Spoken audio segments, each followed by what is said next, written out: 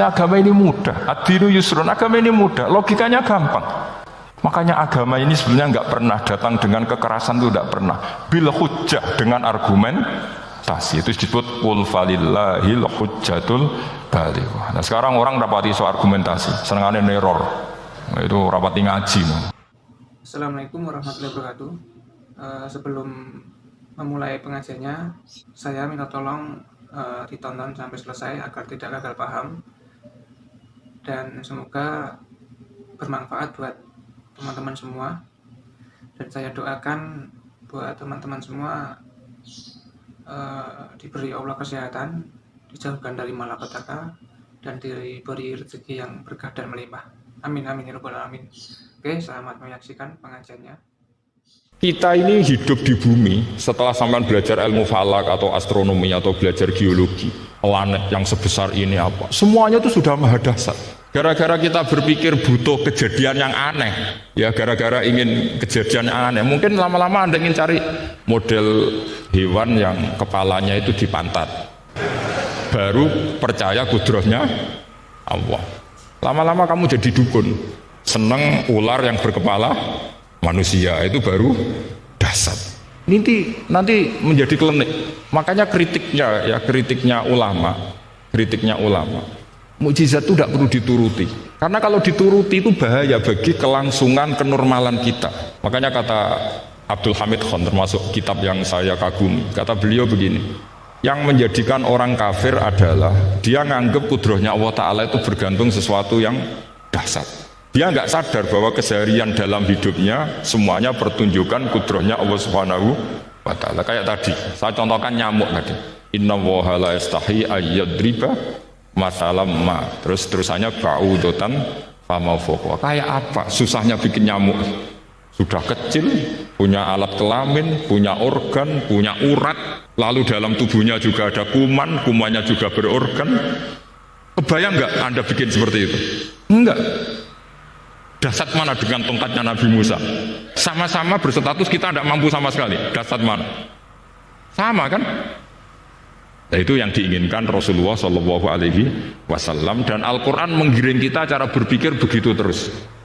Sehingga Quran cukup menghentikan wa ma min dabbatin fil ardi wala ta'iri yatiru bi janahaihi illa umamun amsalu. Sebetulnya burung yang setiap hari terbang, yang setiap hari lewat Anda, itu semuanya bukti kekuasaan Allah Subhanahu wa Ta'ala. Tidak usah nunggu kejadian-kejadian super dahsyat.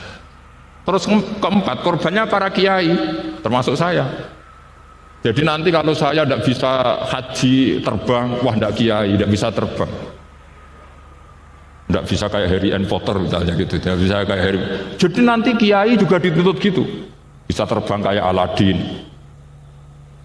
Jadi nanti repot. Semua kebenaran agama bergantung pimpinannya ini punya kedahsyatan itu. Akhirnya celakanya apa? Ada orang yang pura-pura dahsyat tapi penipu, kayak kasusnya Dimas Kanjeng. Jadi makanya nanti itu saya akan memberi penjelasan tentang apa? Mukjizatnya Al-Quran, kenapa disebut mukjizat paling dahsyat. Ini saya bacakan tag pokoknya ya, supaya sampean tahu. Ini tabaruk sama Imam Bukhari ya. Redaksi yang diriwayatkan Imam Bukhari, qala Nabi sallallahu alaihi wasallam, ini ikut kitab Fadhailil Quran. Ma minal anbiya'i nabiyyun illa u'tiya minal ayat ma misluhu amana alaihil bashar. Wa inna ma kana alladhi utituhu wahyan awhahu wa ilayya fa arju an akuna aktsarahum tabi'an yaumal qiyamah. Jadi semua nabi punya mukjizat, yang lewat mukjizat itu orang dipaksa iman karena dahsyat tadi. Saking dahsyatnya terus cocok tidak cocok itu percaya. Tapi kata Rasulullah, mukjizat saya itu berupa wahyu, yaitu Al-Quran, dan saya berharap dengan mukjizat itu saya adalah nabi paling banyak pengaruhnya yaumal qiyamah. Maknanya paling banyak orang yang iman. Terus di sini dikomentari oleh sarehnya ya, oleh penyarahnya, yaitu Ibnu Hajar Al-Asqalani.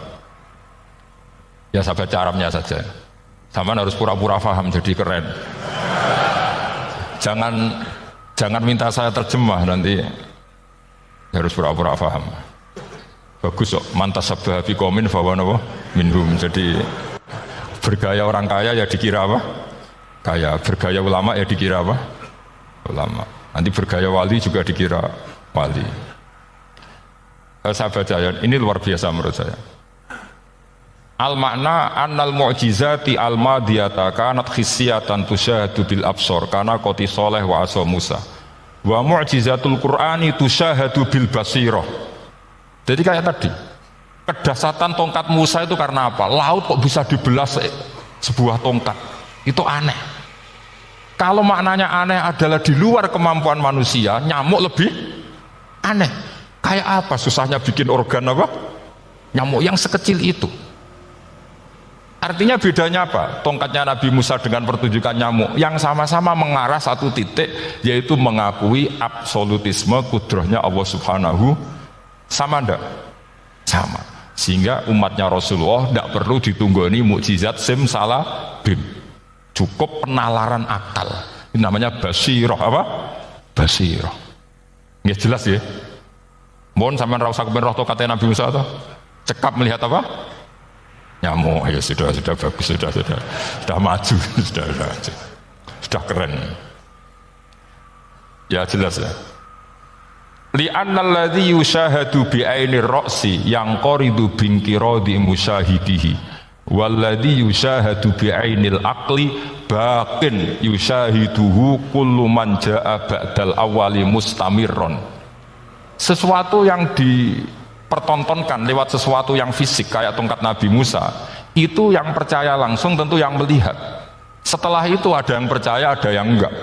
Bisa saja itu hoax, bisa saja macam-macam. Tentu yang nggak percaya tentu salah, ya kita sepakat. Tapi tetap saja yang nggak menyaksikan itu bisa saja nggak percaya, paham ya? Tapi logika kedahsyatan nyamuk, siapapun yang punya nalar percaya. Artinya giringan Al-Quran untuk melihat mukjizat itu kedahsyatan Allah bikin nyamuk itu abadi ila yaumil kiamah, dan siapapun yang waras akan ikrar dan tetap menyaksikan, karena insya Allah ada nyamuk terus ila yaumil kiamah. Itu kan teman tidur kita, paham? Makanya kamu kompromi dengan nyamuk. Sekali-kali jangan dicablek. Ini ayatnya Allah. Ya bila perlu dicium, dielus-elus gitu. Karena saya yakin yang hadir di sini andekan melihat tongkatnya Nabi Musa kira-kira dilus-elus enggak? Kira-kira. Andekan loh, kamu punya kesempatan melihat tongkatnya Nabi Musa, gimana? Dilus-elus, dikai mori. Jika kembang 7 taman kan gitu. Tapi kenapa nyamuk tidak kamu begitukan? Toh sama-sama ini ayatnya Allah yang luar biasa. Makanya ini ngaji di sini saya ulang lagi, sama tidak perlu merasa punya hak adami sama saya, karena saya memang buyut saya kandung itu orang Gambaran, namanya Mbah Hafsah. Hafsah itu binti Maksum bin Soleh bin Asnawi Sepuh. Jadi saya ini termasuk turunan beliau yang keluar dari Kudus di Rembang. Karena mbah saya kandung itu sepupunya Mbah Sahal, sama Mbah Sahal ibunya Badiah ya putrinya Mbah Hafsah ini. Kalau bisa namanya Sofiyah ya putrinya Mbah Hafsah ini. Jadi kenapa saya cerita ini, ya memang Quran sudah terang-terangan ngendikan dzurriyatam ba'duhan apa min ba'd. Jadi kekuatan dzurriyah itu luar biasa. Jadi kita menjaga harkat dan martabat para leluhur supaya ilmu ini terjaga. Jangan marisi gayane tok, bayi alim terus putune pedita-pediti gak alim, terus gak keren, menurut saya itu malu itu. Jadi marisi itu ya kalau putunya orang alim ya alimnya, jangan marisi mulyane. Orang alim terus mulya tok, gelem dicucup, itu gak keren menurut saya. Niru alimnya dulu baru sama-sama dicucup, itu baru betul, Pak. Jadi ada aturannya. Saya teruskan. Sehingga Quran kalau menggiring mukjizat, ketika Rasulullah SAW dituntut kafir Mekah, kita tahu kan mereka nuntut apa misalnya? Lan nu'mina laka hatta tafjura lana minal ardi napa yam bu'a au takuna laka jannatum min nakhili wa inabin fatufajjiral anharu khilalaha napa tafsira au tusqitas samaa kama zamta alaina kisafan au ta'tiya billahi wal malaikati qabila au yakuna laka baitum min zuhrufin au tarqa sama. Masih mereka bilang gini, walan nu'mina liruqiyika hatta tunazzila alaina kitaban naqra'u. Mereka nuntut tuh, Muhammad saya percaya kamu Rasul, tapi syaratnya Mekah yang tandus sulap jadi kota yang subur makmur, menjadi jannat subur makmur. Atau begini saja Muhammad, kalau kamu gelo sama saya mangkel karena kita ada iman, turunkan saja azab. Kisafan minas sama, turunkan saja azab. Atau begini Muhammad, kamu kan bilang utusan Allah, kamu datang saja bersama Allah digandeng gitu, digandeng, terus sama Allah diangkat tangan kamu, dimaklumatkan kalau kamu rasulnya. Au ta'tiya billahi wal malaikati qabila. Karena mereka dengan logika yang salah, yang dikatakan mukjizat itu sesuatu yang seperti itu. Artinya kalau kamu berpikir mukjizat yang seperti itu, berarti Anda turunan kafir Quraisy. Anda turunan apa? Kafir Quraisy. Maka gak boleh berpikir mukjizat seperti itu. Nyatanya Allah cukup menjawab dengan ayat wa ma min dabbatin fil ardi wala ta'iri yatiru bi janahihi illa umamun amsalukum. Dijawab lagi inna fi khalqis samawati wal ardi wa ikhtilafil laili wan nahar wal fulki allati tajri fil bahr saat terusé la ayatil liqaumi yaqin. Semudah itu kita iman kedahsyatan kudratnya Allah. Cukup melihat kerbau, kok bisa ya jaga populasinya, padahal tidak pernah dia seminar cara jaga populasi. Nyatanya tetap terjaga. Tanpa lamaran ya bisa jaga keturunannya. Tanpa sesar ya anaknya lancar. Tanpa sesar kan? Artinya mereka bisa. Karena di sini ada kudratullah. Ada apa? Ada kudratullah. Nah, kalau iman seperti itu, Anda baru betul. Yaitu yang disebut Allah, ya tanazzalul amru bainahunna li ta'lamu annallaha ala kulli syai'in qadir wa annallaha qad ahata bi kulli syai'in ilma. Semua urusan di alam raya ini hanya Allah ingin mempertontonkan bahwa saya kuasa. Jadi tidak perlu nunggu yang aneh-aneh. Sehingga andaikan saya ketemu Nabi Musa dan ketemu Rasulullah Muhammad SAW, pasti saya milih Nabi Muhammad sebagai ketua. Karena Nabi Muhammad yang bikin sarana iman dengan sarana yang seluas-luasnya, dan sarana ini tidak habis dan ada di mana saja, yaitu sarana ikrar bahwa Allah kudroh dan kudrohnya tanpa batas. Nabi bikin sarana apa saja, melihat langit, bumi, lautan, nyamuk, hewan, semuanya sarana untuk ikrar kudrohnya Allah Subhanahu wa ta'ala. Sementara Nabi Musa mempertontonkan hanya nunggu mukjizat sing khariqun lil adat. Paham ya? Makanya wajar kalau Nabi bergelar Afdolul Ambiya Sayyidul Awwalin wal Akhirin, karena memang lebih efektif cara menggiring supaya orang iman. Sekarang sudah tahu kenapa Nabi jadi Sayyidul Awwalin wal Akhirin? Sudah. Mungkin kemarin-kemarin tahu tapi gak tahu logikanya. Pokok iman. Selewat ke musola ngaji iman. Itu iman yang kurang betul itu, karena tanpa nadzor. Itu namanya taklid yang statusnya mukhtalaf alaih, masih disidangkan di MK. Paham ya? Iman. Jadi iman taklid itu iman yang masih disidangkan oleh para ulama. Ada hakim yang bilang sah, ada hakim bilang tidak sah. Tanya anak-anak Qudsiyah. Imanul muqallid itu mukhtalaf alaih apa mujma' alaih? Mukhtalaf alaih. Kalau imanu ahli nazar mujma' alaih. Insyaallah barokahnya ngaji ini semuanya min ahli nazar, apa? Min ahlin, jangan amin sudah jadi, ini sudah jadi. Kalau amin kan masih berdoa, bisa makbul, bisa nggak boleh iman kok. Ayo iman kepada Allah dan Rasul, amin, nggak boleh. Sesuatu yang pasti nggak boleh diamini, itu kan jadi kacau nanti. Harus bilang apa? Sami'na wa ta'na. Nanti lama-lama kamu disuruh Allah, ayo sholat, amin. Nggak boleh. Jadi amin itu ada aturannya. Tapi bukan berarti saya nyalahkan jenengan, enggak. Ya memang salah gitu. Jadi enggak usah disaya, memang statusnya salah. Ya saya ulang lagi ya. Berarti Rasulullah adalah Rasul yang sukses membuat sarana orang kembali ke Allah, mengakui kudrohnya Allah dengan sarana apa saja. Melihat rumput, melihat hewan, dan hewan itu ya apa saja. Dabah itu apa saja. Hewan yang melata di bumi apa saja, semua bukti kudrohnya Allah. Bahkan Rasulullah sukses membiarkan umatnya gak ditunggui beliau tetap iman. Mergo ditunggui konsep sing super, gini kok Al-Quranul Karim. Jelas ya? Tapi caranya memahami ya seperti yang saya terangkan ini. Ya saya baca lagi ya, jadi annal mu'jizati, pakai jamak muannas salim, annal mu'jizati al-madiyata, mukjizat-mukjizat yang sudah kelewat itu kanat khisiatan, bersifat fisik, tusyahadu bil absor, hanya bisa dilihat dengan mata kepala. Karena qoti soleh wa aso Musa wa mu'jizatul Qur'ani tusyahadu bil basirah. Sementara mukjizatnya Quran disaksikan dengan mata hati, dan setiap orang punya mata hati. Fayakunu man yattabi'uhu li ajliya aksar li anna alladhi yushahadu bi ainir ra'si yang qoridu bin qiradi musyahidihi walladhi yushahadu bi ainil aqli baqin yushahiduhu kullu man ja'a ba'dal awal mustamirron. Sesuatu yang dilihat dengan mata kepala, setelah para saksi ini meninggal, maka setelahnya mencari-cari, bisa percaya bisa enggak. Tapi mukjizat yang disaksikan mata hati, siapapun percaya dan sampai ila yaumil kiamat. Dan tentu Quran lebih unggul dalam hal ini.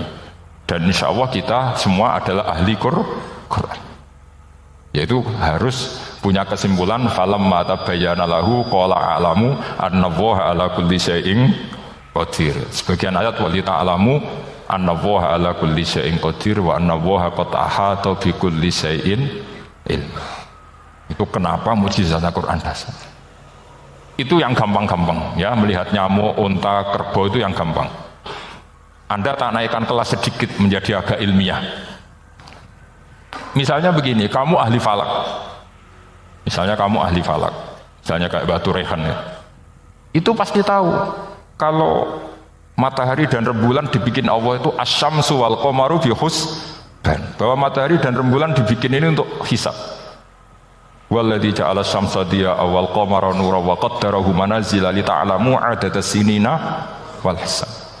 Sehingga ketika ternyata betul Samsiyah bisa dihitung menjadi tahun Samsiyah, yang oleh bahasa milenial disebut Masihiyah. Sayyidina Umar agak tersinggung. Sebetulnya yang namanya hisab itu tidak ada hubungannya dengan Masehi dan Hijriyah, itu tidak ada. Semua berdasar matahari atau apa? Rembulan. Lah sialnya yang Samsiyah ini oleh bahasa internasional disebut apa? Masihiyah. Makanya Sayyidina Umar marah terus bilang ya sudah kalau gitu Qamariyah bikin apa? Hijriyah. Jadi itu sebenarnya nama politik. Sebetulnya kalau objektif yang jadi ukuran ya Samsiyah sama Qamariyah. Berhubung ini sudah diambil tetangga partai sebelah, akhirnya ya kira-kira gitu loh. Jadi kira-kira seperti itu. Akhirnya kita namanya apa? Hijriyah. Apa Samsiyah sama apa? Hijriyah. Sebetulnya yang asli ya Samsiyah, Qamariyah. Tapi nggak apa-apa lah. Dunia itu mesti ada politiknya. Lah yang repot orang-orang fanatik hukum pakai bahasa nasional, itu repot. Jadi misalnya kematian Yesus Kristus, itu mesti Batu Rehan kan nggak percaya. Akhirnya ditambahi kematian Sibeh. Karena kalau bilang iya kan percaya, makanya ditambahi apa? Sibeh. Karena menurut orang Islam berkeyakinan Nabi Isa itu nggak terbunuh, maka ditambahi apa? Sibeh. Saya dulu pernah usul. Karena beliau itu kalau manggil bahasa itu bude, jadi saya pernah sowan usul. Mbok ditulis gini saja, Mbah. Kematian Yesus dalam kurung katanya. Tapi mungkin terlalu vulgar ya, jadi akhirnya dibikin apa? Sibeh ya. Di kalender Kudus kenapa? Sibeh ya, ditambahi Sibeh. Ya nggak apa-apa lah, yang penting keyakinannya masih benar gitu, jadi masih benar. Kalau usulan saya terlalu ekstrim, mas kasih apa? Katanya. Ya karena memang begitu kan, kita berkeyakinan Nabi Isa itu gak terbunuh. Wa ma qataluhu wa ma sholabuhu walakin syubbihalahu. Jadi ini saya teruskan ya. Ini paling masih seperempat jam ini. Kalau kelamaan sampai dolim itu ganggu kiai lama-lama gitu.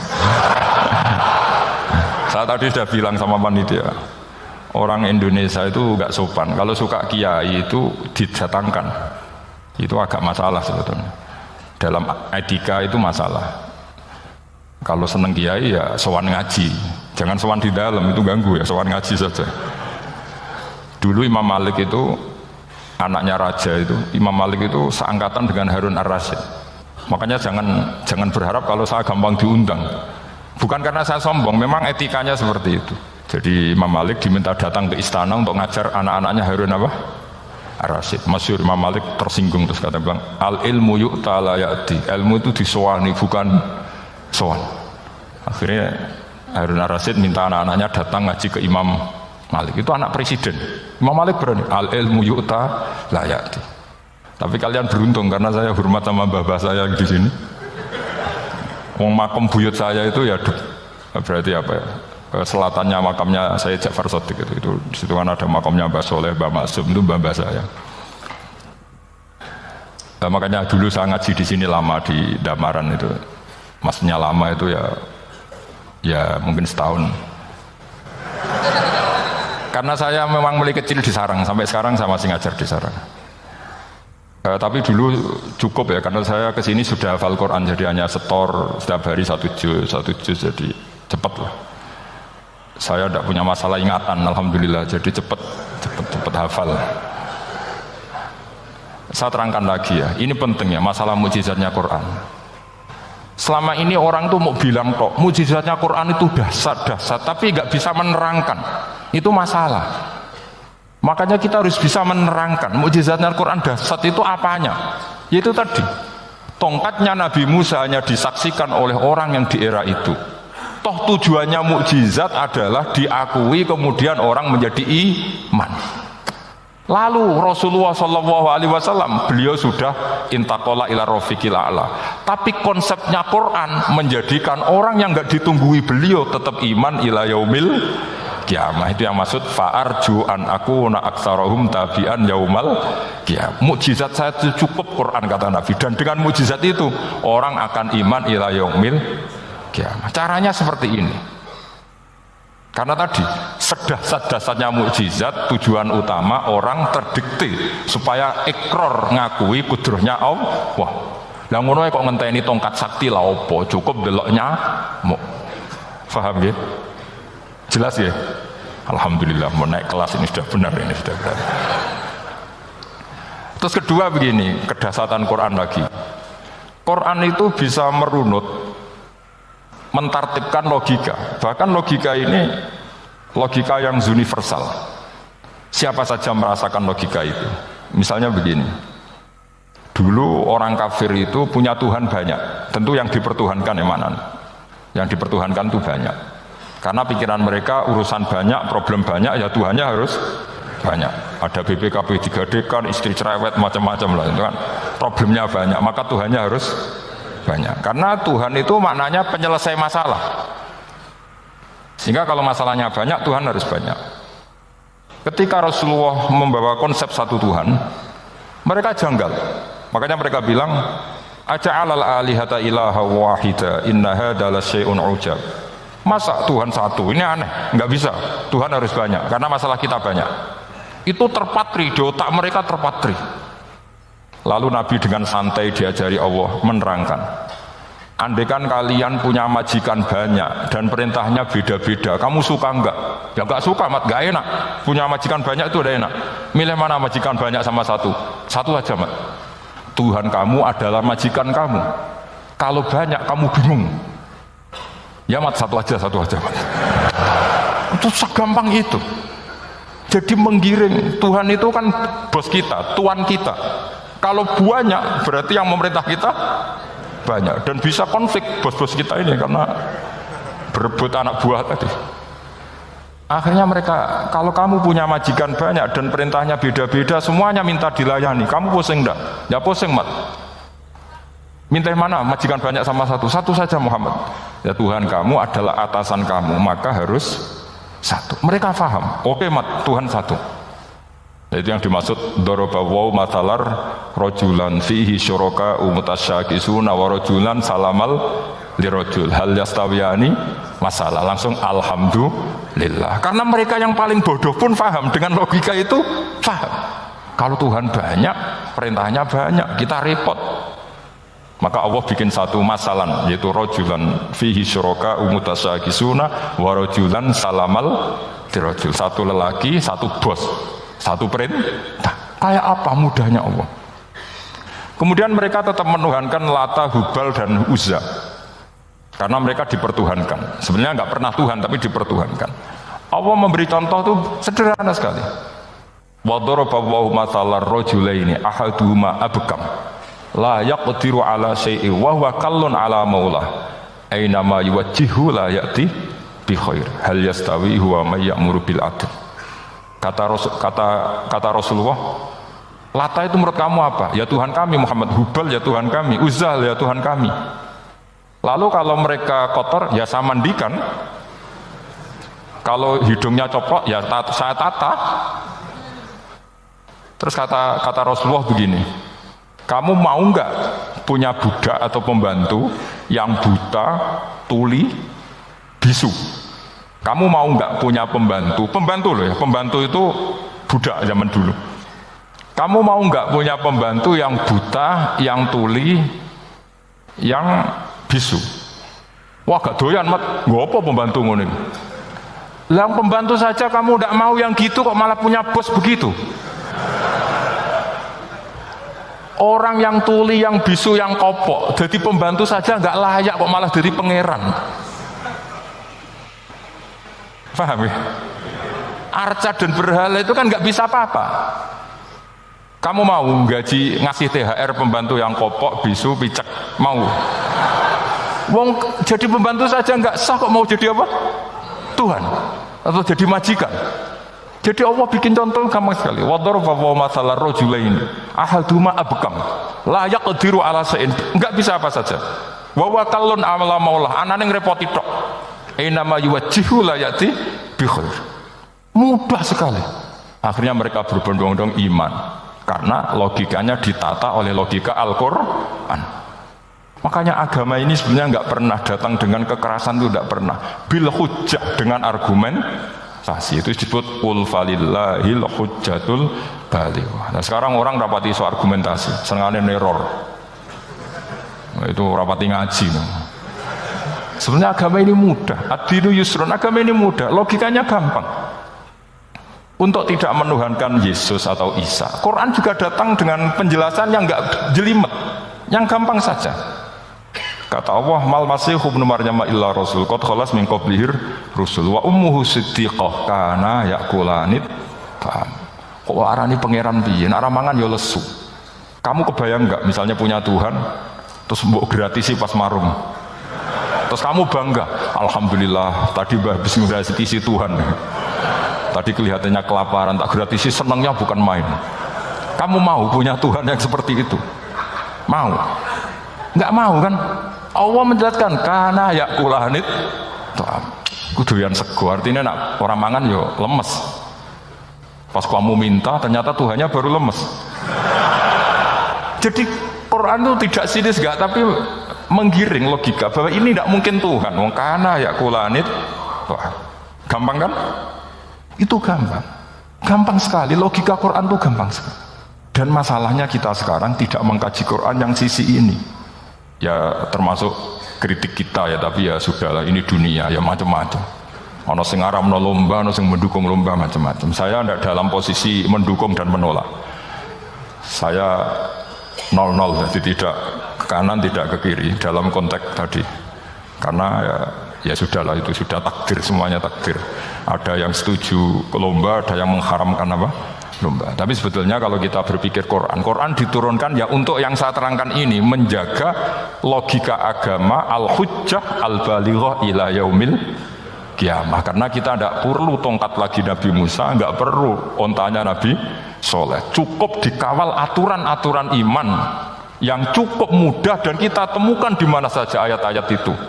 Yaitu wa ma min dabatin fil ardi wala ta'iri yatiru bi janahihi illa umamun amsalukum, atau inna fi khalqis samawati wal ardi, dan seterusnya. Cara berpikir gimana Gus? Gampang tadi. Kalau tongkat Nabi Musa membelah laut adalah hal yang kita tidak mampu, memangnya kita mampu bikin langit bumi? Tidak mampu kan? Berarti ini sudah cukup menjadi ayat kekuasaannya Allah. Jelas kan? Maka mukjizat Quran ini mengawal umatnya Rasulullah SAW ila yaumil kiamat dengan logika seperti itu. Seorang lagi dengan logika seperti itu. Maka ulama nggak boleh berhenti seperti saya ngomong terus seperti ini. Makanya ketika Allah lam yakunil ladzina kafaru min ahlil kitabi wal musyrikina munfakina hatta ta'tiyahumul bayyinah. Bayyinah itu apa? Rasulun minallah yatslu suhufam mutahhar. Orang kafir semuanya kata Allah, baik berkategori kafir musyrik maupun kafir ahli kitab, itu tidak akan tercerabut dari akar kesalahan mereka, dari cara berpikir mereka, hatta ta'tiyahumul bayyinah, sehingga datang satu kejelasan yang jelas welo-welo. Itu apa? Rasulun minallah yatslu suhufam mutahhar, yaitu rasulnya Allah yang membaca sahifah-sahifah suci, maknanya Al-Qur'an. Untuk menafikan ketuhanan berhala, ketuhanan Yesus, kita cukup dengan konsep Quran. Kayak tadi kana yakulanit, termasuk untuk menafikan Tuhan balita, paham ya? Tuhan apa? Fir'aun. Ini contoh terakhir, sampean siap-siap saja selesai. Karena saya memang mau selesai ini, bukan guyon, memang mau selesai. Karena menurut saya mukjizatnya Quran itu jelas. Jadi diterangkan seperempat jam ya jelas, 10 menit ya jelas. Kalau kamu butuh lama, berarti kamu menyaksikan kejelasan Al-Quran. Dan itu kriminal besar. Ya. Kalau nggak boleh dibahasakan murtad besar, ya kriminal apa besar. Nggak, ini nggak guyon, betul itu. Saya tadi mau nyontohkan apa tadi? Tuhan balita ya. Fir'aun itu berdebat sama Nabi Musa. Singkat debat begini, kalau nggak salah di J19, kalau nggak salah di surat Syu'ara. Dicari sendirilah. Pertama ditanya gini, Musa kamu kesini ada apa? Ya bawa konsep Tuhan. Yang jelas itu tidak kamu. Ya. Lalu Tuhan kamu siapa? Rabbus samawati wal ardi, yang menuhani langit dan bumi. Si Fir'aun masih berkelit. Begini, soal yang di bumi, saya jalan-jalan kemana-mana, setahu saya yang jadi Tuhan saya. Ma'alim tulakum min ilahin apa? Ghairi, di mana-mana yang dituhankan saya. Soal kemungkinan di langit begini, tunggu saya. Terus di Haman dipanggil, ya Haman ibnili sorqal ali abluhul asbab as-samawati fa'attali'a ila ilahi Musa. Haman, bikinkan piramida yang tinggi. Saya mau lihat Tuhannya Musa, apa betul ada? Padahal andaikan terjadi piramida kan Tuhan pun nggak bisa dilihat. Wong sampean yang wali saja tidak bisa melihat. Wali tadi yang sing disakeni Allah tadi itu aja nggak bisa melihat. Apalagi Fir'aun. Akhirnya Nabi Musa sadar bahwa logika itu tidak masuk ke Fir'aun, tidak masuk. Padahal ada pengawalnya banyak. Dan karena semua Nabi fatona, itu ibarat mobil ganti gigi. Ganti gigi, ganti argumentasi. Gini saja, yang menuhani leluhur kamu, mbah-mbah kamu. Wah itu sontak kaget Fir'aun. Pengawalnya juga kaget. Oh iya, kalau Fir'aun ini Tuhan, mbah-mbahnya tanpa Tuhan. Kan Tuhannya datang terlambat. Berarti mbah-mbahnya dulu itu tanpa Tuhan, karena ini ada Tuhan balita tadi itu. Akhirnya hampir separuh, mungkin hampir semua pengawalnya Fir'aun itu iman semua. Meskipun yaktumu imana, ini yang diceritakan kan wa qala rajulun mu'minun min ali fir'auna yaktumu imana. Karena runtuh semua logika Fir'aun sebagai Tuhan itu runtuh. Hanya dengan logika kalau kamu Tuhan, lalu mbah-mbah kamu Tuhannya siapa? Fir'aun mangkel. Wah bahaya logika Musa, tangkap Musa, udah gak debat lagi. Kayak apa mudahnya logika Quran untuk menafikan ketidaktuhanan Fir'aun. Yaitu mengatakan Rabbukum wa Rabbu abaikumul awwalin. Karena dikatakan Tuhan langit, Fir'aun masih berkelit. Nanti dulu saya mau bikin piramida, mau saya lihat ada enggak Tuhan kamu. Nabi Musa langsung ganti gigi, yang nuhani mbah-mbah kamu. Orang kan berpikir, ini kalau Tuhan betul, lalu orang-orang dulu Tuhannya siapa? Kan Tuhannya datang terlambat. Nah itu lagi-lagi, dan kita baca Quran itu ila yaumil kiamah. Makanya tidak ada umatnya Rasulullah SAW, kemudian imannya itu ada syak, nggak ada sama sekali. Karena dzalikal kitabu la raiba fihi mir rabbil alamin. Ya, mohon cekap ya. Mumpun gampang dong. Masalah sama kalau masalah. Jadi karena kebenaran Quran itu adhar wa adhar, sangat jelas. Sehingga nggak perlu butuh orasinya saya. Sebenarnya nggak perlu. Saya yakin, sampean sebelum saya terangkan ya sudah iman, sudah betul. Ini kan akal-akalan saja saya dimanfaatkan. Ya. Karena ya menurut saya itu ya sudah adharu min samsi dhuhira kalau dalam bahasa Arab. Kebenaran sejati itu lebih jelas ketimbang matahari. Maaf saya potong sedikit ya. Terima kasih yang setia menonton channel ini. Kalau bila video ini bermanfaat, tolong sekali di-share kepada kerabat terdekat atau teman-teman supaya kita bisa menambah wawasan dalam beragama dan bermanfaat bagi kita semua dan keluarga kita. Share video ini ke semua orang yang kiranya membutuhkan cerahan. Oke, selamat melanjutkan pengajiannya. Terima kasih. Ya, saya tambah satu contoh lagi, semoga ini selesai betul. Kemudian Quran misalnya gini, sampean tak bedai, kamu bisa melihat itu karena apa? Ini misalnya apa? Kertas yang saya bawa ini kan kuning, kamu bisa melihat itu karena apa? Mata kan? Nah, itu masalah. Karena melihat kamu dengan mata, sekali ini tak tutupi, kamu tidak tahu. Atau kamu jauh menjadi tidak tahu. Karena mata bisa terhalangi oleh jauh atau tertutupi. Beda dengan Allah. Allah itu kalau merumuskan tahu itu bukan karena melihat, karena menciptakan. Makanya Allah bilang ala ya'lamu man khalaqa. Apakah tidak tahu orang yang membuat? Misalnya ini, kertas ini kuning. Sama saya tak tutup begini. Kemudian kitab ini tak tinggal, saya datang ke Jakarta. Saya tetap tahu gak kalau dalam ini ada kertas kuning? Tahu, karena saya yang menciptakan. Paham ya? Kamu bangun satu bangunan, di dalamnya ada besi ukuran sekian. Di situ kamu menyimpan emas setengah kilo. Setelah kamu pergi kemana-mana masih tahu nggak? Tahu, karena kamu yang menciptakan. Sehingga ketika kita janggal, masa Allah pirsa semua alam ini? Logikanya gampang, masa yang bikin tidak tahu? Makanya Allah bilang ala ya'lamu man khalaqa. Paham ya? Jadi gampang sekali, mukjizatnya Quran tuh gampang sekali. Anak raro kebangetan gitu. Apa buktinya Gus kalau orang tertentu tidak kena hisab? Ya buktinya tadi misalnya innalladzina qalu rabbuna Allahu tsummas taqamu tatanazzalu alaihimul malaikatu alla takhafu wala tahzanu wa absyiru. Mungkar nakir adalah malaikat penakut, membawa ketakutan. Sementara para wali ini jelas malaikat kena konstitusi, malaikat harus mengatakan ke para wali alla takhafu wala tahzanu. Makna tafsir itu memaknai atau menduga apa yang dikehendaki Allah. Tentu itu sulit. Satu, bahwa faktanya kita sudah tidak bisa komunikasi dengan Allah karena tidak ada wahyu lagi. Sehingga dari kehati-hatian ini pernah suatu saat Abu Bakar ditanya, ma makna abban fi qaulihi ta'ala wa faqihatahu wa abba. Beliau menjawab, saya tidak lagi pantas hidup di atas bumi, di bawah naungan langit, jika saya mengatakan naqulu fil Quran, jika saya harus berpendapat tentang Quran apa yang tidak saya ketahui. Itu kehati-hatian yang dilakukan Sayyidina Abi Bakrin As-Siddiq. Tapi teori ini berbanding paradok, berbanding ekstrim, ketika bahwa Quran itu diturunkan itu sebagai hudan, sebagai petunjuk. Kedua sebagai bayanan, sebagai penjelas. Dan ini yang saya yakini. Kalau sebagai penjelas, Quran itu harus jelas sekali dan bisa menjelaskan. Dan Quran mensifati dirinya wal kitabil mubin, demi kitab yang memberi penjelasan. Sehingga dari sudut ini orang kafir pun mungkin memahami Quran. Dan menurut saya orang kafir pun bisa paham Quran.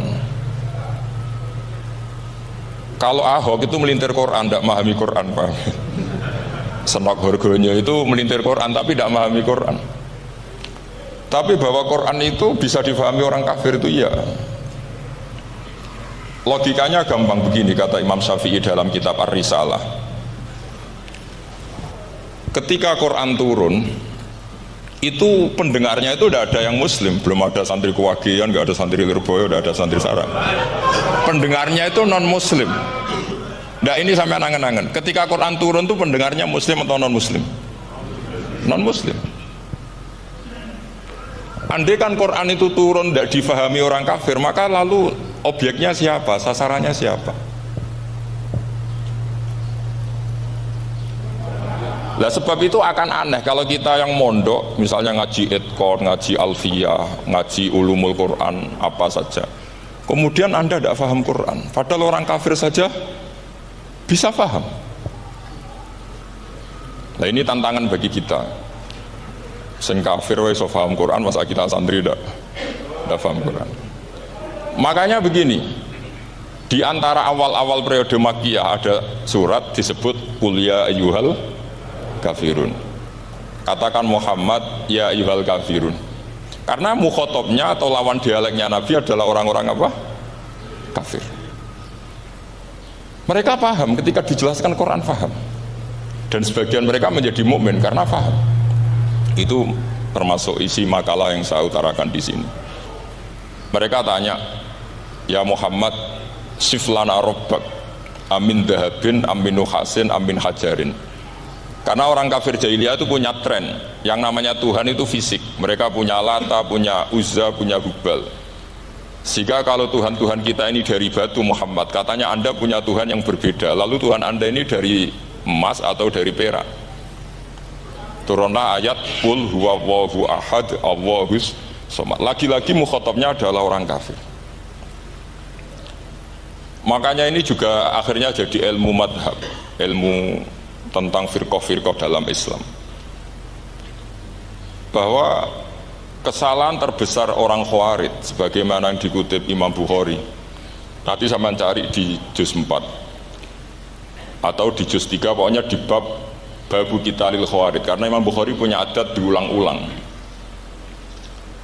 Kata Ibnu Umar yang dikutip Imam Bukhari, innahum intolaku ila ayatin nazarat fil kufar faja'aluha alal mu'minin. Orang-orang Khawarij atau kalau sekarang orang-orang radikalisme itu meneliti Quran, kemudian ketika ada kriteria manusia-manusia tertentu itu dianggap itu kenanya orang Islam, korbannya orang Islam. Padahal awal mula ayat ini turun untuk orang kafir atau kritikan pada orang kafir. Ini cilaka betul. Karena logikanya seperti yang dikatakan Imam Syafi'i, ketika Quran turun, ini nggak ada orang Islam, yang ada orang kafir. Jika mukhatabnya adalah orang kafir. Tapi ayat-ayat ini nanti dipakai Khawarij untuk mengcounter orang Islam, sehingga mereka mudah mengkafirkan kita karena pakai ayat yang dari awal Allah mengkafirkan orang kafir, sekarang ayat itu dipakai mengkafirkan orang Islam. Ini saking gebleknya orang apa? Khawarij. Makanya kata kitab Fathul Bari yang menyarai Bukhari itu, yang mendorong orang Khawarij seperti itu adalah jahluhum bisyariah. Memang mereka benar-benar bodoh, benar-benar goblok. Misalnya kita kiai atau kita ma'arif atau kita santri atau kita orang soleh, kemudian kita tidak bisa melakukan apa yang kita katakan. Terus kita oke lah, kita kena kritik misalnya atakmurunan nasabil birri watan sauna anfusakum wa antum taslunal kitab. Terus kita katanya bisa ngomong tapi tidak bisa melakukan, terus dikritik dengan ayat itu mestinya tidak tepat. Karena itu asbabun nuzulnya adalah orang-orang Yahudi karena tahu bahwa sifat Rasulullah itu ada di Taurat, mereka menyuruh keluarganya itu masuk Islam, tapi mereka sendiri tidak mau Islam. Kemudian turunlah ayat atakmurunan nasa bil birri wa tansawna anfusakum wa antum taslunal kitab afala ta'qilun. Sekarang perbandingannya begini, misalnya ada orang Islam, taruh saja Zaid itu maling, ya maling, konsisten dia malingnya sampai tua. Terus menurut Anda Zaid yang muslim ini, Zaid itu muslim tapi maling, jangan bilang maling tapi muslim, dia tuh ya. Kemudian Zaid bilang ke anaknya, "Cung, kowe aja dadi maling, dadi santri sing soleh, sing maling bapak tok." Ndak. Ini menurut analisis usul fikih. Ngomongnya Zaid itu benar apa salah? Benar kan? Nasihatnya ya benar, ngomongnya juga benar. Kamu tidak bisa ngeritik Zaid. Kamu bisa ngomong tapi tidak bisa melakukan, tidak bisa. Fa innal amra bil ma'ruf wajib. Wal qawla bil ma'ruf ya wajib. Wal qawla bil haqqi ya wajib. Jadi itu hal yang berbeda. Misalnya fa innal amra bil ma'rufi wajibun, memerintahkan barang baik itu baik. Wa innal qawla bil haqqi ya wajib, mengatakan yang hak itu ya wajib. Berarti Zaid tetap kena khitab. Kamu harus nasihati anak secara benar. Kamu juga harus ngomong hukum secara benar. Lalu ketika Zaid ngomong hukum secara benar, cung ojo maling, maling ku dosa. Cung ojo nerusno profesine bapak maling, maling itu tidak benar. Dia berarti sudah melakukan dua kebenaran, yaitu ngomongnya benar, nasihatnya benar. Dia salah, perilakunya tetap maling. Tapi jangan karena dia maling lalu omongannya enggak salah juga, berarti salahnya malah tiga. Makanya ini pentingnya ngaji sama ulama, sama ahli usul fikih. Jadi tidak bisa dicampur adukkan. Zaid gagal dalam perilaku, tapi jangan gagal lagi di nasihat. Nanti kalau dia tidak nasihati, maka anaknya terus maling, alasannya niru bapaknya.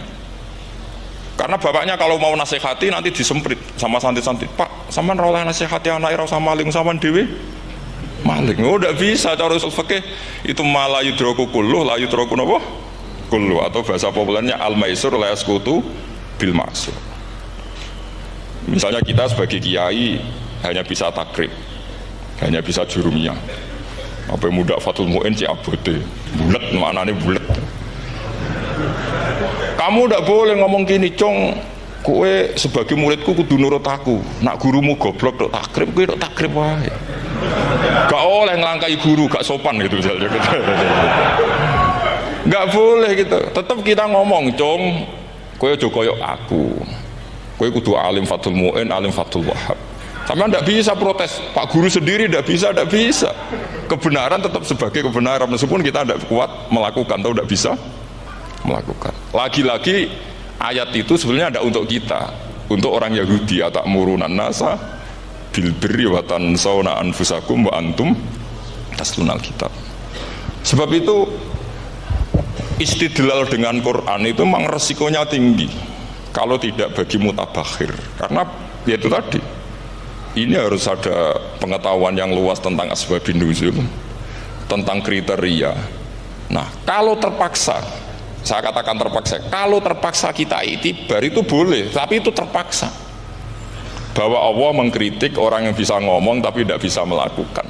Tapi itu secara usul fikih itu runyam, teori ini runyam sekali, fatal.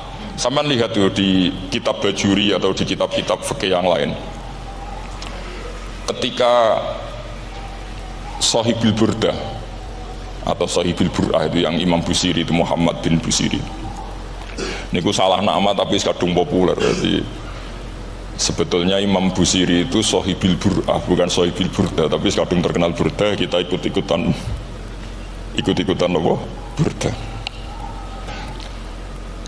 Imam Busiri itu ngeluh, saya ini orang yang banyak kesalahan. Di antara salah saya adalah saya bisa ngomong tapi tidak bisa melakukan. Yaitu saya ngomong misalnya orang supaya tahajud, saya tidak tahajud. Saya ngomong orang supaya sholat sunat, saya tidak pernah sholat sunat. Itu sarahnya itu yang menyarai itu kan Imam Bajuri itu, yang sarah Burdah. Itu mengkritik begini. Kalau Anda ngendikan itu fi ma'radi dzammin nafsi, yaitu dalam konteks Anda mengkritik diri sendiri, oke. Tapi omongan Anda salah. Karena secara usul fikih fatal. Fatalnya begini. Misalnya saya nggak pernah tahajud. Ya mungkin itu nyata. Mungkin itu nyata. Apakah kemudian saya tidak boleh mengatakan at-tahajjudu sunnatun? Apa saya diwajibkan diam hanya karena saya tidak pernah tahajud, terus saya seorang kiai yang haram mengatakan at-tahajjud sunnatun? Saya harus tetap mengatakan kalau tahajud itu sunnah. Saya kalau punya santri terus saya bilang, cung, napas nganggur yuk tahajud itu sunat. Karena mengatakan kebaikan pasti bagian dari kebaikan itu sendiri. Makanya kata Imam Bajuri, fakaifa yakunul amru bil ma'rufi mazmuman. Bagaimana mungkin sesuatu yang jelas baik karena memerintahkan kebaikan mazmuman menjadi sesuatu yang tercela hanya karena mengatakan tidak melakukan. Fa innal fi'la ya amrun wal hukmu ya amrun akhar. Itu beda. Jangan karena Anda tidak minum teh karena diabetes, terus Anda kalau ada tamu tidak disuguhi teh. Karena saya sendiri tidak minum teh. Wah ya repot kan gitu. Nah itu lagi-lagi tadi orang Khawarij salah ketika mengartikan ayat yang harusnya objek kritiknya itu orang kafir, kemudian karena Quran lama sekali dibaca orang Islam sampai orang itu lupa kalau Quran awalnya turun diantaranya adalah membenahi akidahnya orang kafir, sehingga korbannya orang Islam. Itu mirip seperti cerita kita ya, santri-santri itu kalau punya musuh itu baca Hizib Nasor. Dulu pengarang Hizib Nasor itu musuhnya orang fasik, sehingga dihizib. Santri ora duwe musuh wong fasik, duwene kancane dhewe, akhirnya kancane yang kena hizib. Nah ini penting saya aturkan ya, sama seperti itu. Lama sekali Quran itu hanya dibaca orang Islam dan komunitasnya Muslim, sehingga seakan-akan semua kritikan Quran itu pada orang nopo Islam. Padahal jelas Quran ada qul ya ayyuhal kafirun. Jelas mukhatabnya orang kafir. Sabda kata lakum dinukum waliyadin. Nah ini penting kalau aturakan. Makanya kalau melihat itu, Quran jelas bisa difahami orang kafir. Bahkan banyak orang kafir yang menjadi muslim karena faham maknanya apa? Faham maknanya Quran. Itu jelas sekali. Itu masyhur sekali dialeknya Nabi dengan Walid bin Mughirah, dengan Utbah, dengan banyak sekali, termasuk dengan Abu Jahal, dengan Abu Lahab. Bahkan orang-orang kafir Quraisy itu menyewa namanya Musailamah Al-Kadzab. Kalau di sini umumnya baca Musailamah apa Musailimah? Trennya di sini pakai fathah ya. Itu entah ya, nggak tahu saya yang masalah yang mana itu kan, karena memang kalau dalam ilmu riwayat itu sekali salah baca itu kasus betul, kayak Sa'id bin Musayyab atau Sa'id bin Musayyib itu ketika beliau sugeng itu kalau dipanggil Sa'id bin Musayyab itu marah besar, karena maknanya Sa'id al-Musayyab itu yang ditawan. Makanya beliau bilang sayyabatni Irak wa anal Musayyib. Orang Irak mengatakan saya ini ditawan, sebenarnya saya yang menawan mereka. Tapi al-masyhur itu dibaca Sa'id bin Musayyab, padahal dia tidak mau dipanggil Sa'id bin Musayyab, Sa'id bin Musayyab. Karena nama ini penting. Pentingnya begini, ini kata Rasulullah kalau sedang guyon, kata Nabi, mbok kamu itu sekali-kali mikir, kenapa saya ini diberi nama Allah Muhammad. Ini hadis sahih di Bukhari, ada di Kitabul Adab, banyaklah teks ini. Kenapa ya Rasulullah? Allah itu senang bingung wong kafir, kata Rasulullah. Karena Abu Jahal kalau manggil saya jadi bingung. Itu kalau orang Arab kan pasti tahu maknanya. Muhammad maknanya orang yang terpuji. Sehingga kalau Abu Lahab ngomong itu jadi paradok. Hei orang yang terpuji, kamu bohong. Kan jadi aneh. Ya Muhammad kadzabta, hei Muhammad kamu bohong. Kalau diterjemahkan hei orang terpuji, kamu bohong. Itu akhirnya sahabat tertawa-tawa. Karena cik pinter nih pangeran milih nama kamu ya Rasulullah, karena ini bingungkan musuh itu.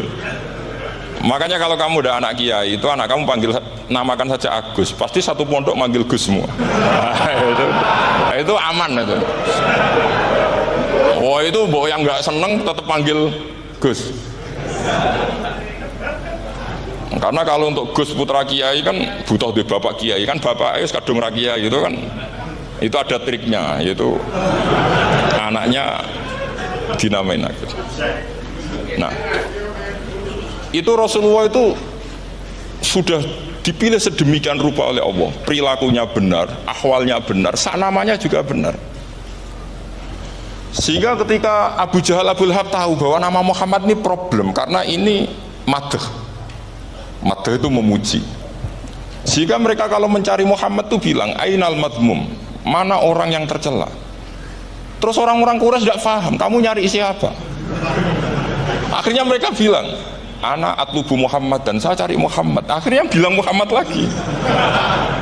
Nah, itu. Nah, Quran juga main di ranah nama.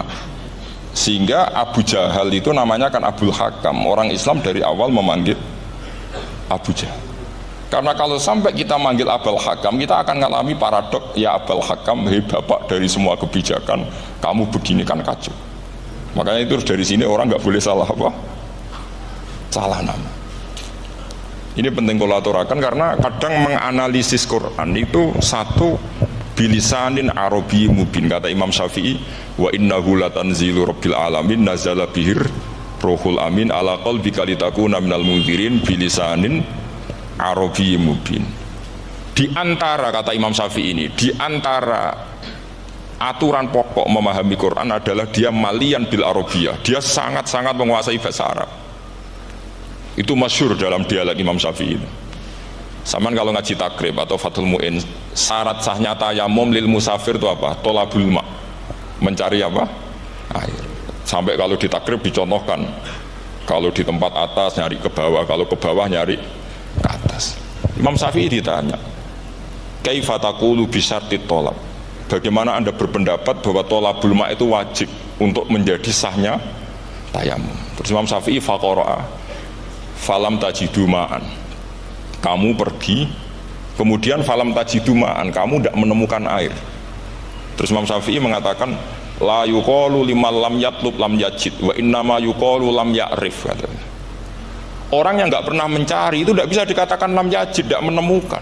Kalau belum mencari namanya tidak tahu. Padahal Quran bilang kamu pergi, kemudian kamu tidak menemukan air. Tidak menemukan itu berarti harus mencari dulu, baru dikatakan lam yajid, tidak menemukan. Kalau tidak pernah mencari namanya tidak tahu. Hanya gitu tok itu jadi ilmu bahwa tolabul ma itu wajib, karena Allah mengatakan falam tajidu ma la yuqalu liman lam yatlub lam yajid wa innama yuqalu lam ya'rif. Orang dikatakan tidak menemukan berarti setelah mencari, kemudian kesimpulannya tidak menemukan. Kalau belum mencari namanya apa? Tidak tahu. Nah, dari sini Imam Syafi'i istidlal wajib tolabul ma. Ini namanya malian bil arabiyah. Dia menguasai bahasa Arab. Begitu juga ulama-ulama sufi. Itu ada cerita Aba Yazid Al-Bustami, itu ada muridnya baca ayat wasiqal ladzina taqaw rabbahum ilal jannati zumara. Orang-orang takwa itu digiring menuju surga. Itu dia nangis. Muridnya kaget. Ini guru saya tidak benar, ini ada cerita surga, tapi dia malah nangis karena ayatnya itu digiring. Terus kata Abu Yazid, mereka itu di mana saja, masa ke surga saja butuh digiring? Ke surga itu kan nikmat, ngapain butuh digiring? Saya tidak mau, kata dia. Abu Yazid itu gak mau digiring ke surga, itu gak mau. Muridnya kan tambah kaget, memangnya mau neraka kan, itu pikirannya itu.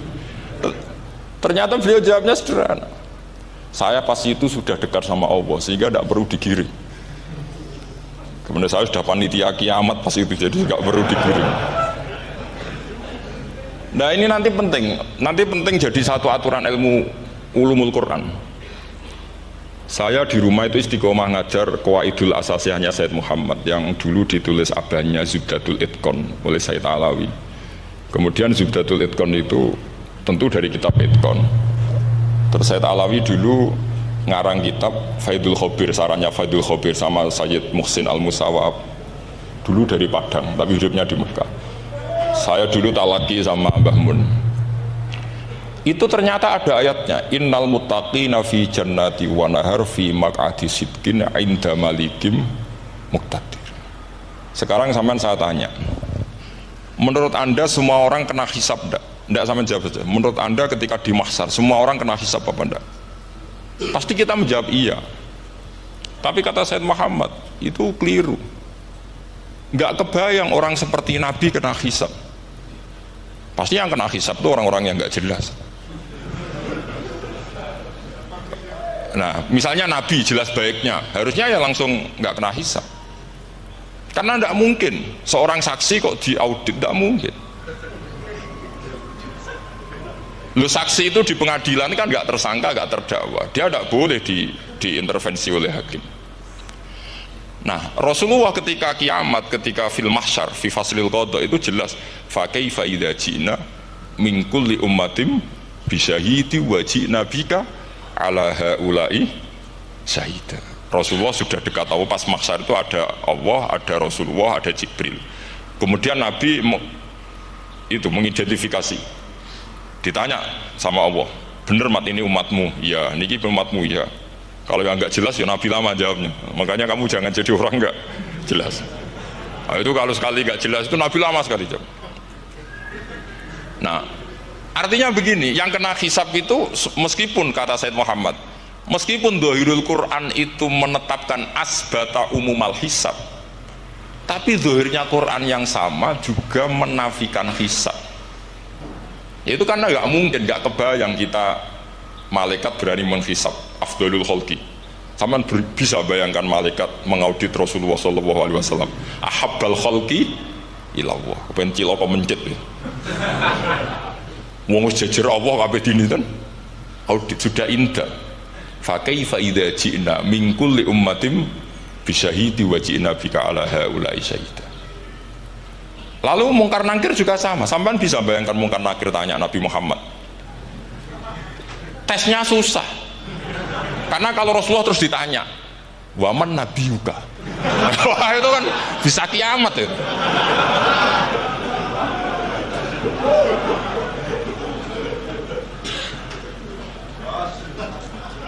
Paham ya? Makanya kata Sayyid Muhammad, ini kan teman-teman tanya, piye carane alim tafsirnya saja, sarannya satu hafal Quran, dua hafal Sahih Muslim, tiga semua orang sudah mati, tinggal kamu yang alim. Itu mesti aman itu.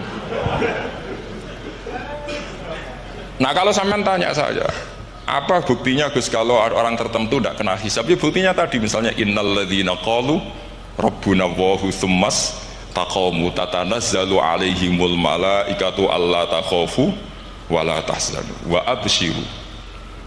Mungkar nakir adalah malaikat penakut, membawa ketakutan. Sementara para wali ini jelas malaikat kena konstitusi, malaikat harus mengatakan ke para wali alla takhafu wala tahzanu. Padahal Nabi tentu sayyidul awli. Para wali saja malaikat kena aturan, kamu harus bilang alla takhafu wala tahzanu wa abshiru. Hei para wali, kamu jangan susah, jangan gentar, kamu harus gembira. Kamu bisa bayangkan misalnya mungkar nakir bawa godok atau orang kalau dipukul julsa walang-walang. Kemudian kamu bayangkan Syekh Abdul Qadir ngalami itu, Abdul Hasan Asadali ngalami itu, Abu Yazid Al-Bustami. Kalau itu ngalami gitu semua, ngapain kita jadikan mursyid? Kan sama nasibnya dengan kita. Nah, zahirul Quran mengatakan asbatal hisabah, tapi zahirul Quran di ayat yang lain lam yusbit al hisabah. Makanya tadi umumul Quran juga ditaksis dengan muqayyid, yang mutlak ditaksis dengan yang muqayyad, yang mujmal ya sama seperti itu, aturannya seperti itu, ditafsir sama yang mufassal. Sama orang kafir yang jelas, sampean bisa bayangkan malaikat ngaudit Fir'aun, cek kurang penggawean, jelas eleke kok di audit. Misalnya Abu Lahab di audit, oh malaikatnya celaka mencit. Berarti dia gak percaya sama pernyataan Tuhan tabat yada abi lahabiu. Malaikat kok ngaudit Abu Lahab, mungkin Gusti kula ceke nak menawi wonten api. Lho ki ora tau ngaji Quran tapi wong ayate tabat yada kok jadi cek. Nah, yang seperti ini masuknya kategori ulaikal ladzina, saat terusé mereka yang kafir bi ayati rabbihim wa liqaihi fahabitos a'maluhum fala nuqimu lahum yaumal qiyamati wasna. Jadi ada orang-orang kafir yang jelas kena aturan fala nuqimu lahum yaumal qiyamati wasna. Yang jelas kafirnya ya gak kena hisab, yang jelas nabinya, jelas wasinya juga gak kena hisab. Yang kena kita di tengah-tengah. Tapi ilmu itu ikut mainstream karena semua orang bilang ada hisab, ya kita ikut-ikutan bilang, ya sudah gitu saja. Tapi kalau aslinya rapati percaya. Umumnya uang gerono mati ditalkin, ya kita melok-melokan nalkin. Tapi kalau kadang ya gak kebayang. Piye nak wali-wali ditalkin. Makanya ada di dunia wali itu ada cerita Rabi'ah Adawiyah, itu termasuk keramat beliau itu. Kalau Imam Sibawi kan dalam cerita wali kan ditanya marobuka, ngapunten niku man mausul nopo istifham. Wah itu malaikatnya tidak pernah khataman alfiyah kan, repot. Kalau Rabi'ah Adawiyah lebih parah lagi, itu beliau tuh nangis sekeras-kerasnya, nangis terisak-isak, dia tersiksa. Ya Allah, engkau itu zat yang paling saya kenali dan harusnya semua makhluk itu kenal engkau, tapi ini hamba engkau tanya engkau itu siapa ya? Itu kan ini orang aneh kata gitu. Karena Allah itu adharul dzahir, kata sampai Imam Sibawi silakan a'raful Ma'arif. Jadi wong ora roh wis geblek tenan jare Imam Sibawi.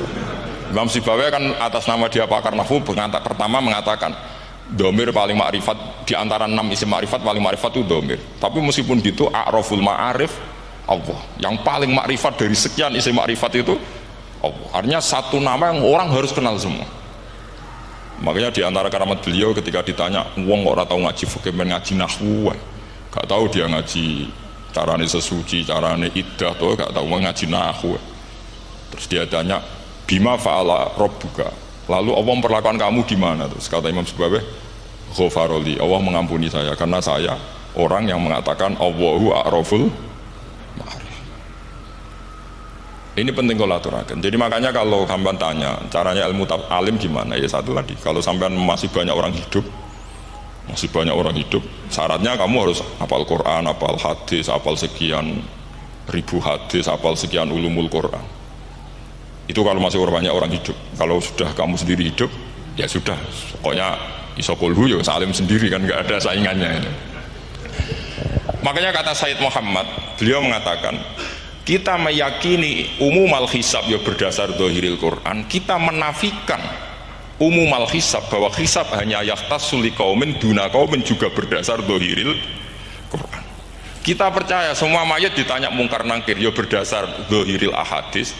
Kita tidak mengumumkan teks ini juga berdasar dohiril ahadis, karena malaikat mungkar nakir juga malaikat, berarti dia kena aturan kalau ketemu para wali Allah takhafu wala tahzan. Faham sih kalau maksudnya? Ini penting kalau aturakan. Jadi makanya aspeknya sampean bisa memulai kalau ingin jadi orang alim tafsir, bisa mulai dari yang mudah saja, yang fikih saja. Makanya kata Imam Ghazali, kenapa Mu'tazilah jadi segoblok itu? Karena dia tertipu oleh umumatul Quran, oleh teks-teks umum. Dia tidak tahu mukhosisnya. Padahal setiap ayat umum itu pasti ada mukhosis.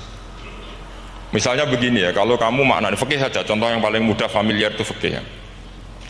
Misalnya kita ngaji Quran, wal mutallaqatu yatarabbasna bi anfusihinna salasata quru. Kalau orang dicerai, itu iddahnya itu 3 kali masa nopo suci. Apakah aturan iddah seperti ini hal hadhil iddah amatun likulli mutallaqatin am li mutallaqatin makhsusah? Apa ini semua mutallaqah iddahnya pasti salah satu quru, apa orang tertentu? Ya enggak, asal dia mutallaqah pasti iddahnya salah satu quru. Anda goblok, Anda salah besar.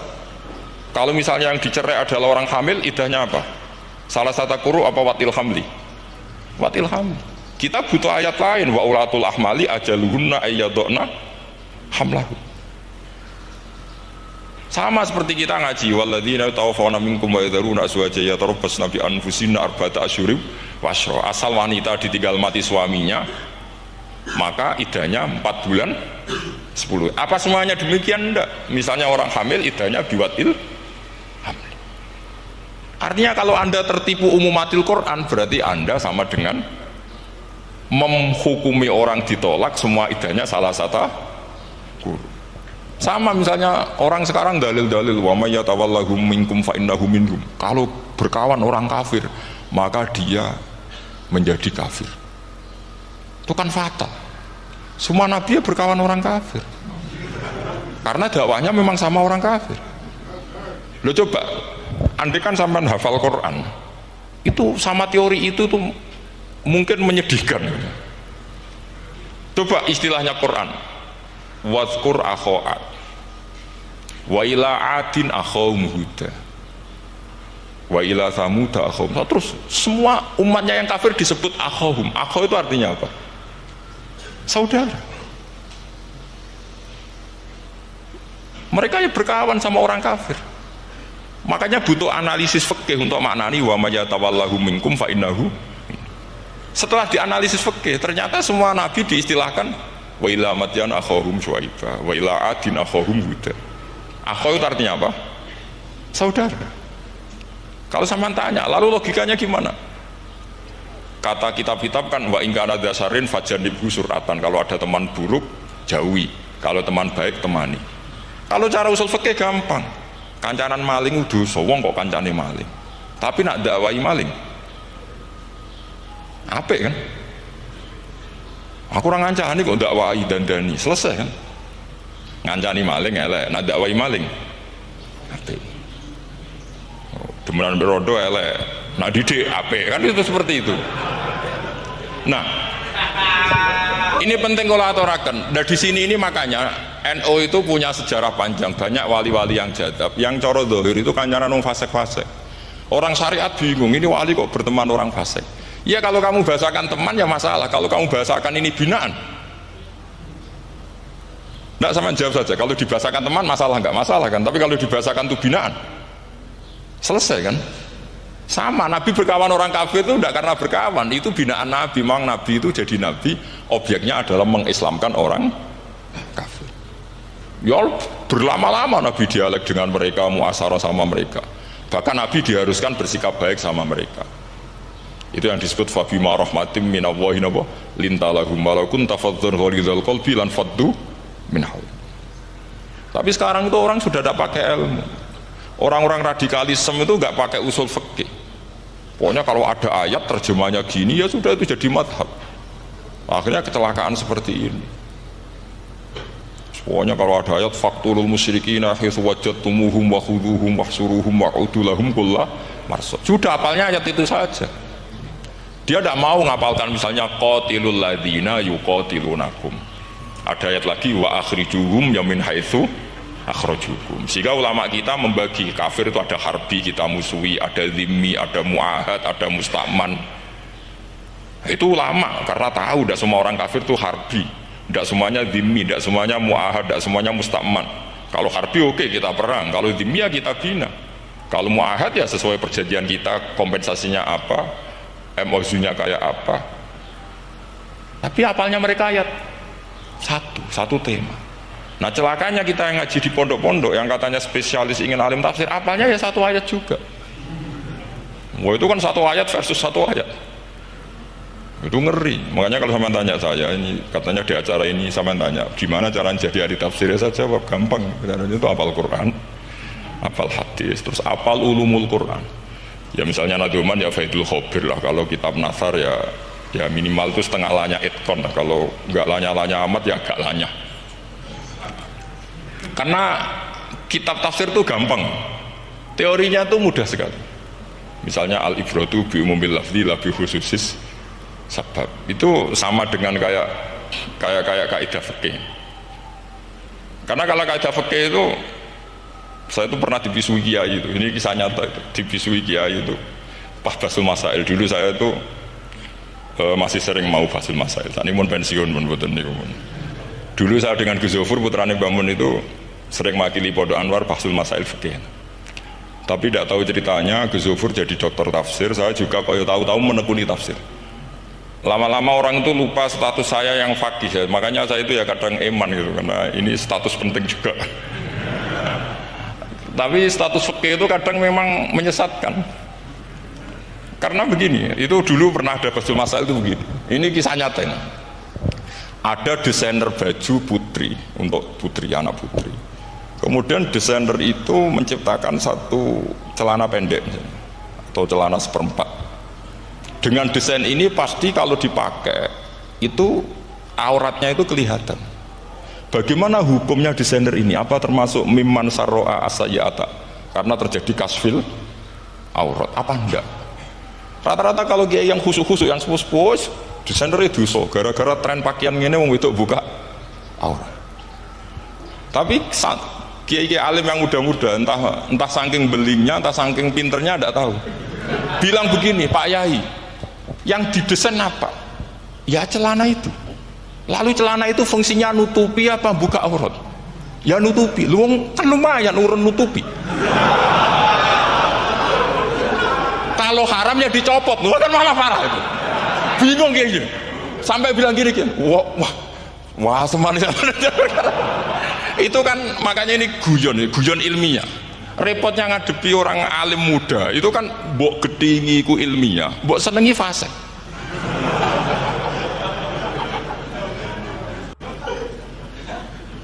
Ketika kiai yang khusyuk tadi tak cana, kalau desainer katok seprapat,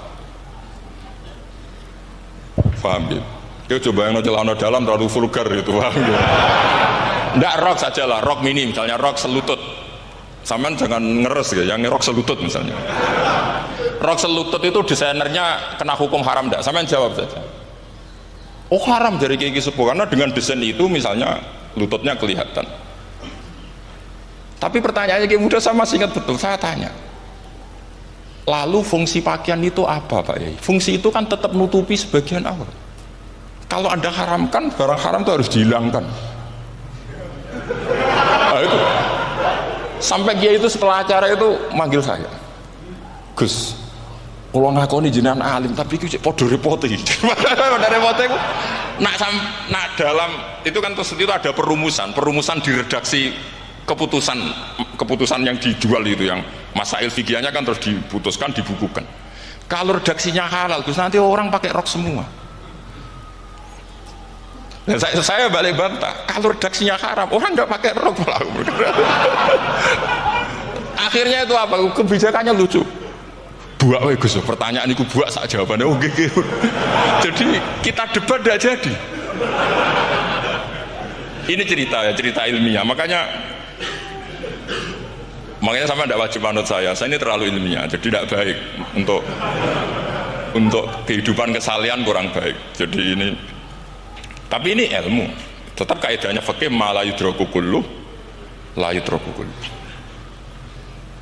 Jangan kalau tidak bisa nutupi aurat semua, lalu jangan sama sekali.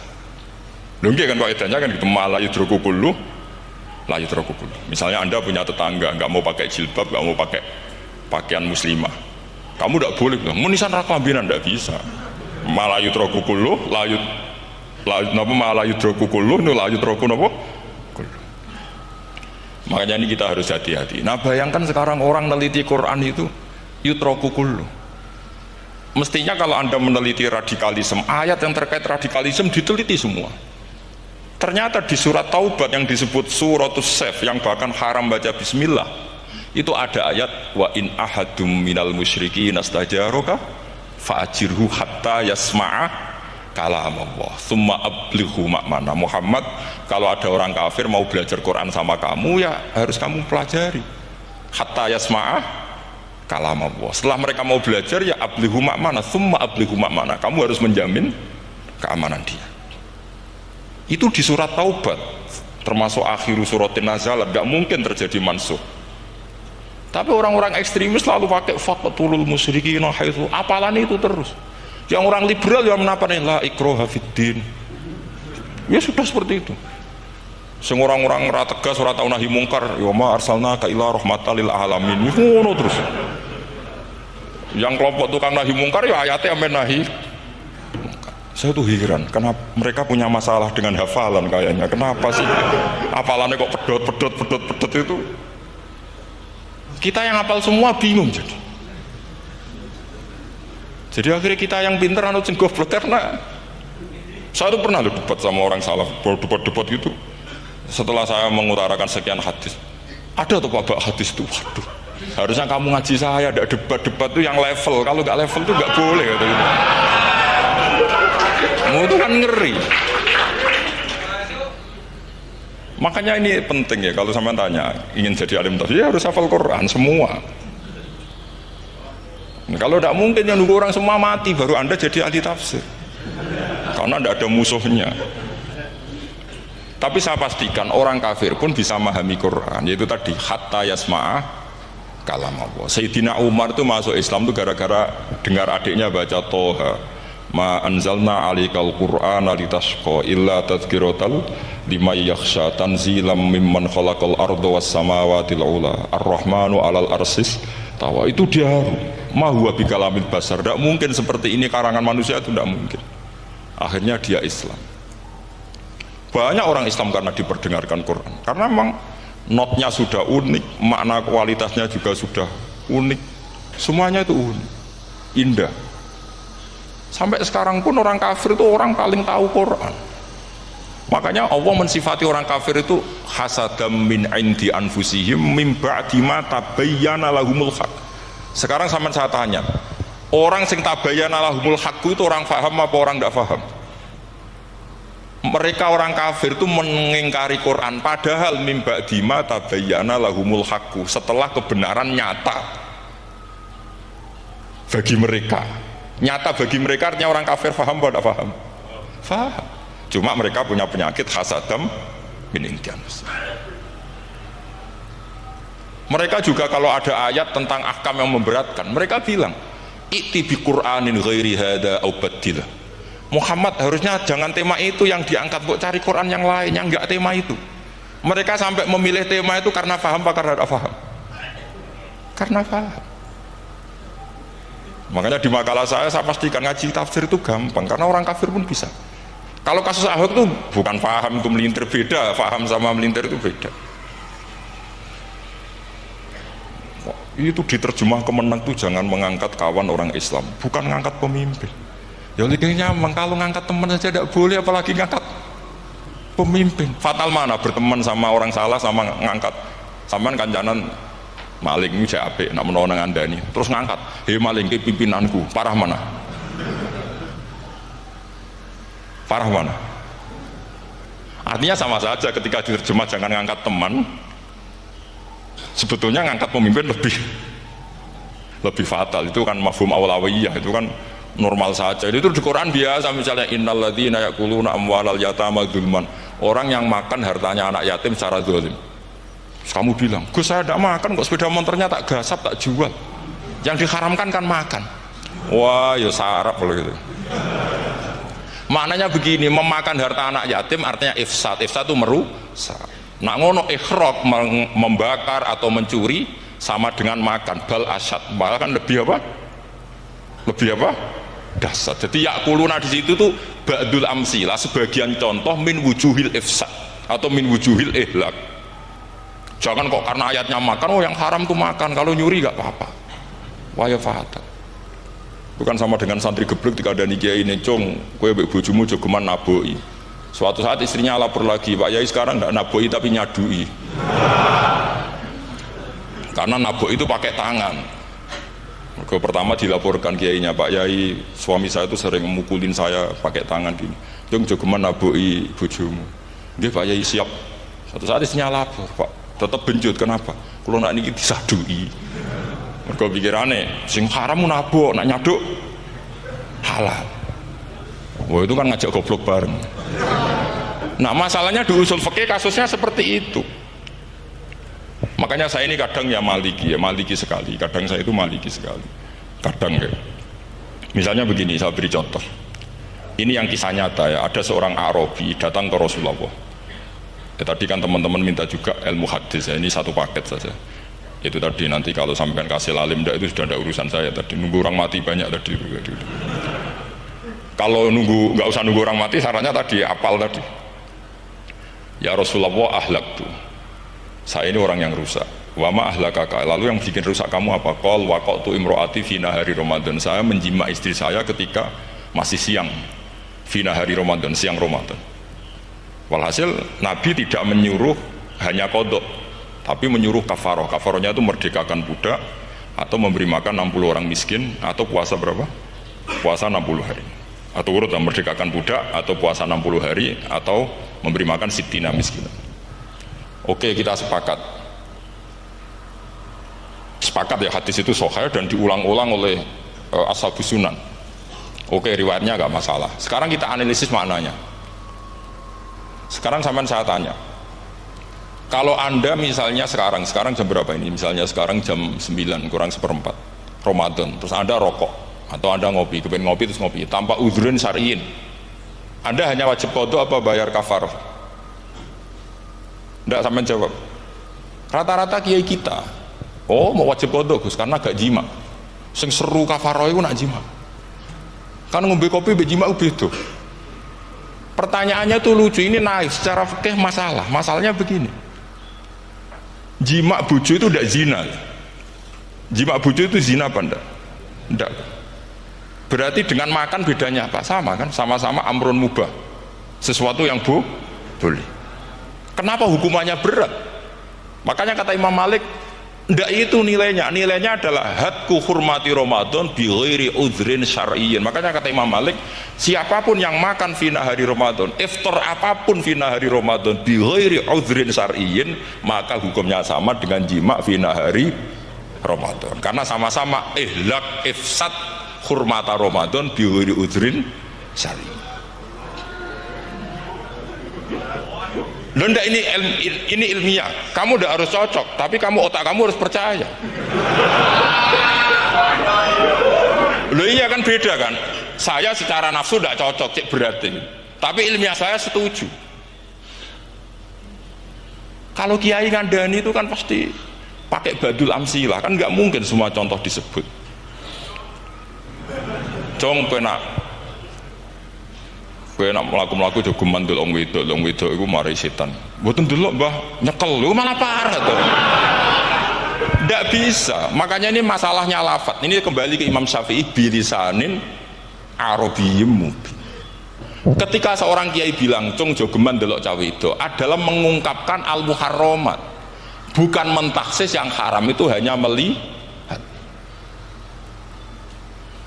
Saya ulang lagi ya, ketika seorang kiai bilang cung jogeman delok wedok sing haram, itu semangatnya adalah melawan keharaman, bukan mentaksis yang haram hanya delok. Itu di Quran normal semua, di semua lugat ya biasa. Itu kan sama seperti misalnya seorang mbah ngasih uang cucunya, cung tak kayak duit 1.000, cung gue tuku es. Terus gue mendingin, nah ragu tuku es haram iki kan ngongkon tuku es. Lah kepen putumu mati kan nyeben 1.000 gue tuku es. Ya mulai dulu istilahnya nak bange ke ibu tuh cung 1.000 gue tuku es. Cara wong kuno. Nah, maksudnya gue pokoknya umumnya cak cilik senane es cuma nyebut. Ya sudah seperti itu. Sama seperti Quran menghentikan begini. Ini memang saya latih yang fikih dulu, yang pokok-pokok. Di antara yang enggak boleh dikawin adalah wa antasma'u bainal ukhtaini illa ma qad salaf. Kamu enggak boleh menikahi Sri dan Zainab, kakak beradik. Sudah sepakat nggih? Fi nikahin wahid enggak boleh al jam'u bainal ukhtain. Jadi mbaknya kamu kawin, adiknya kamu kawin fi nikahin wahid. Tapi nak ngeduni boleh, berarti kan dengan waktu yang berbeda. Quran hanya menyebut itu. Kemudian Rasulullah zaman Sugeng itu hanya nambahi wala binal mar'ati wa ammatiha wala binal mar'ati wa kholatiha, juga gak boleh menikahi ponaan plus buliknya, baik bulik dari bapak yaitu ammah maupun bulik dari ibu disebut apa? Kholah. Kemudian ulama fikih merasa ada yang kurang, ditambahi lagi dua perempuan yang andekan yang satu itu lelaki kok haram nikah, berarti haram jam'u fi nikahin wahid. Misalnya cucu rabibahnya boleh enggak? Enggak boleh kan? Berarti kalau sampai mengumpulkan cucu dan mbahnya fi nikahin wahid juga enggak boleh. Tapi orang yang waras itu tidak akan nyalahkan Quran ketika tidak lengkap. Wa antasma'u bainal ukhtaini ila ma qad salaf, ini tidak lengkap. Yang haram kan tidak hanya jam'u bainal ukhtain, termasuk mengumpulkan cucu dan mbahnya. Karena Quran enggak mau dengan logika tidak waras itu, tidak mau. Taruh saja orang itu rata-rata mbahnya kan umur 70 tahun, cucunya umur 17 tahun. Kebayang nggak kamu nikahi sehingga adekan boleh bareng, pasti kamu milih bareng. Makanya Quran hanya bakas wa antas mau final ukhtain, karena yang mungkin masih menggugah selera itu dua. Tapi kalau cucu sama mbahnya itu, kalau ada yang masih selera kan ya sarap tuh. Tapi fikih sebagai kaidah tetap menerangkan termasuk yang haram jam'u adalah bainal mar'ati wajab datiha. Paham juga maksudnya? Artinya ketika menyebut itu tidak jaminan merangkum semua hukum, tapi ba'dul amsilah. Fa'innal akila yaktafiya bi isyaratil ba'di. Karena orang kalau punya akal diisyarai sebagian sudah faham. Ini penting kalau aturakan. Jadi ini penting. Nah bayangkan sekarang banyak gerakan-gerakan ahli Quran katanya, tapi nggak memahami ilmu usul fikih. Qurane ra ono ya wis. Nang Quran ra ono cerita harame asu, nak ngono asu ya halal. Ora ono Qurane. Sing ra ono iku tekem ora Qurane, kok aneh-aneh. Itu kan sama. Terus sampean misalnya tadi Jam 09.00 Ramadan tambah udhurin syariyin terus mangan mie rokokan. Itu kan melecehkan Ramadan biguri udhurin syariyin. Karena melecehkan hurmata Ramadan kena sanksi separah itu. Jangan kamu terus bilang, tapi Nabi hanya bilang masalah jima finari Ramadan. Jima istri itu hukumnya itu tidak zina, hukumnya itu mubah sama dengan makan. Ini cara madzhab Maliki, tapi kita alhamdulillah madzhab Syafi'i. Ya, itu masalahnya. Berhubung itu menguntungkan sami'na wa ata'na. Nah, itu. Tapi saya sendiri dalam konteks ini, saya itu ya sangat-sangat Syafi'iyah, sangat-sangat Syafi'iyah. Dalam banyak hal sangat-sangat Syafi'iyah. Tapi dalam banyak hal kadang-kadang saya ya Maliki. Ya, itu kan kalau sama tanya kenapa gitu, ya hikmahnya baca banyak saja. Karena yang Syafi'i itu ya karena bacanya hanya Syafi'i. Itu bukan fanatik, itu keterbatasan. Itu beda, itu namanya tidak fanatik, itu keterbatasan. Itu beda sekali. Jadi kita harus ngaji yang banyak. Saya itu termasuk utang sama Imam Syafi'i itu baca kitab Ar-Risalah. Itu kitab yang kadang satu ulama baca sampai 500 kali. Yaitu Imam Syafi'i itu dalam kitab Risalah itu begini, ini termasuk ulumul Quran yang paling penting. Muqaddimahnya begini. Wan nasu sinfani min awalil amri. Wan nasu sinfani. Ketika Rasulullah datang membawa Quran itu manusia hanya ada dua. Al kuffar sing dari jenis ahli kitab dan kuffar dari jenis yang tidak ahli kitab. Bahkan tidak ada orang Islam zaman itu. Pertama Nabi jadi Nabi itu adakah pendengar yang Muslim? Kan tidak ada. Semuanya ahli kitab. Makanya susah kalau Quran kamu analisis. Korbannya orang Islam itu kata Ibnu Umar itu lucu. Dulu tuh mukhatabnya itu orang kafir. Jelas kuliah ayyuhal kafir. Ya ayyuhan nasu ubudu rabbakum alladzi khalaqakum. Jelas orang kafir. Karena orang Islam nggak mungkin dikhatabi ubudu rabbakum. Makanya Imam Suyuti kalau nafsir itu ngeper.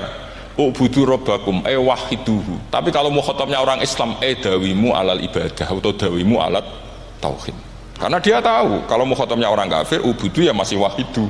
Kalau sudah Islam kok dihitopi ubudu mudawamah alal ibadah. Itu saking alimnya Imam Suyuti. Ini saya teruskan. Kalau mukhatabnya itu orang kafir ahli kitab, itu kemungkinannya ya dua cara mereaksi Quran. Yaitu disebut lam yakunil ladina kafaru min ahlil kitabi wal musyrikina munfakina hatta ta'tiyahumul. Jadi lam yakunil ladina kafaru, jelas kafaru itu umum. Kemudian ditafsir kafaru itu ada yang min ahlil kitabi.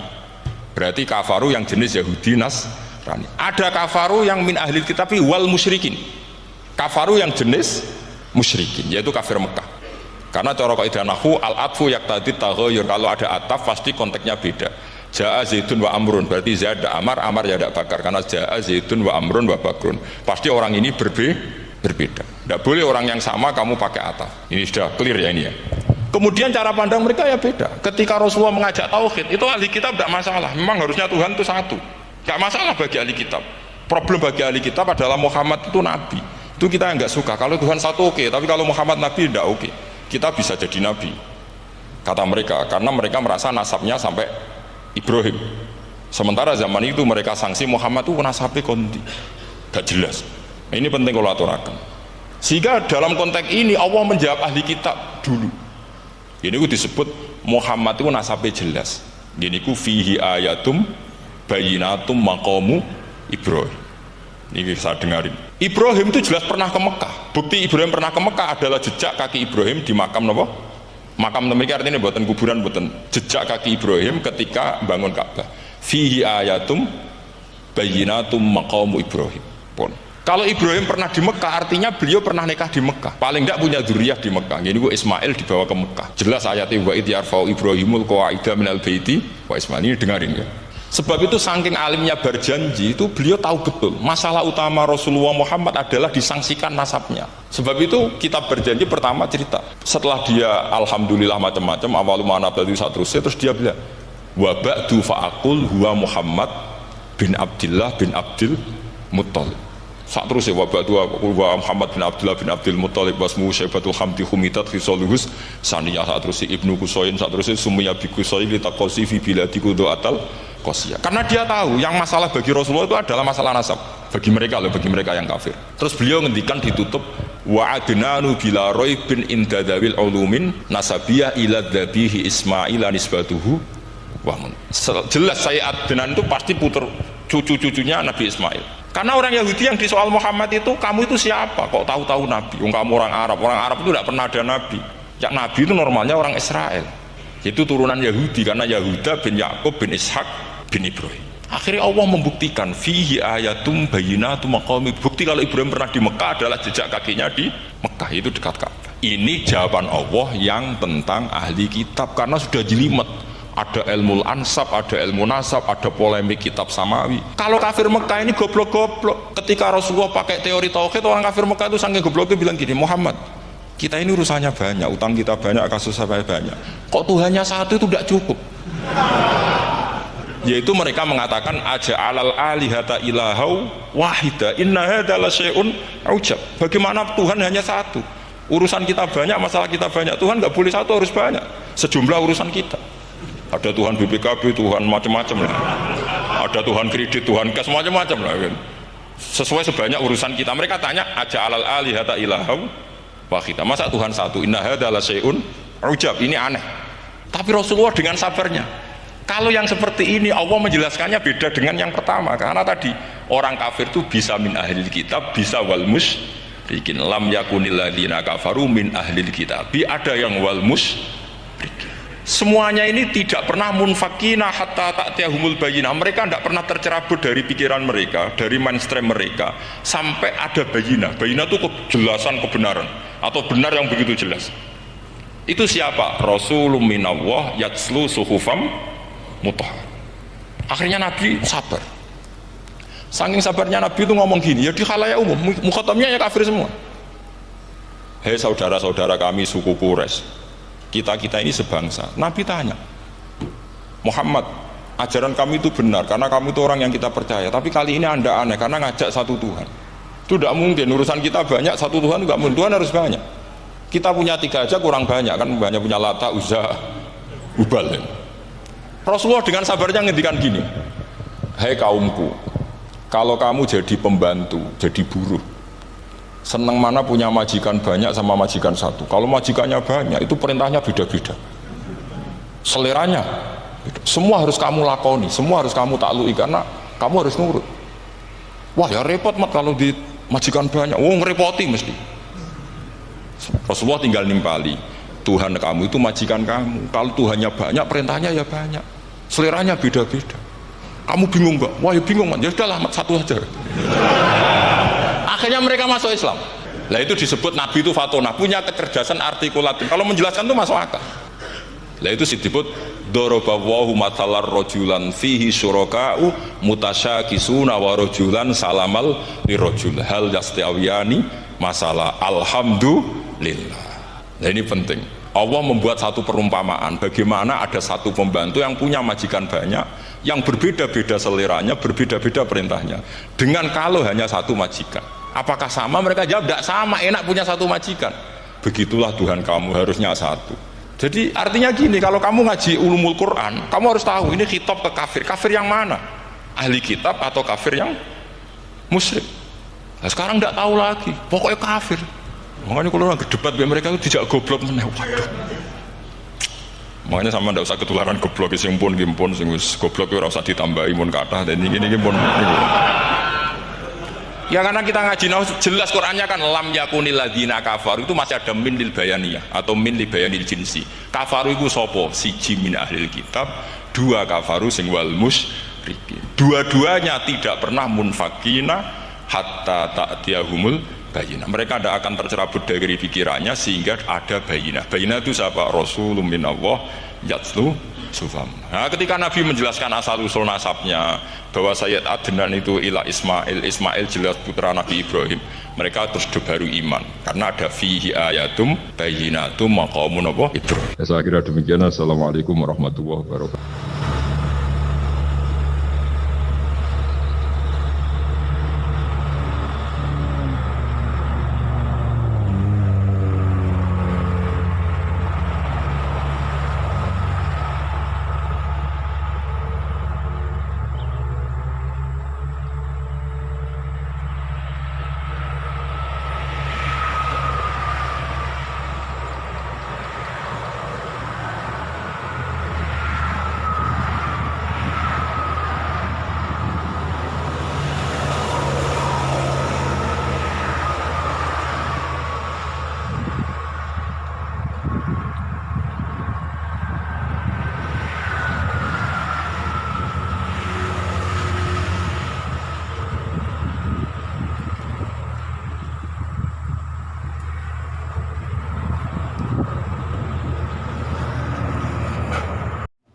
Oke, terima kasih sudah menonton pengajian kali ini. Semoga bermanfaat. Jangan lupa share ke teman-teman atau kerabat terdekat.